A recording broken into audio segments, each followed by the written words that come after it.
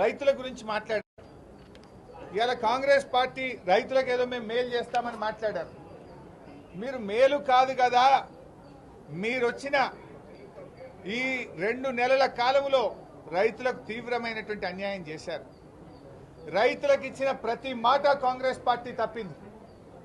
మీరు 4 విషయాలు చెప్పారు రైతులకు. 4 విషయాలకు 4 కూడా ఈరోజు అమలు చేయకుండా ఈ రాష్ట్ర రైతాంగానికి తీవ్రమైనటువంటి అన్యాయం చేసింది కాంగ్రెస్ ప్రభుత్వం. మొదటిది, మేము రాగానే ఎకరానికి 15,000 రూపాయల రైతు బంధు ఇస్తామన్నారు. 15,000 ఇవ్వలేదు, ఇచ్చే 10,000 కూడా ఇవ్వకుండా రైతులకు అన్యాయం చేశారు.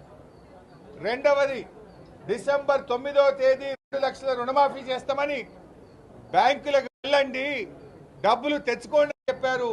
రైతులకు రుణమాఫీ విషయంలో ఇవాళ మీరు డిసెంబర్ 9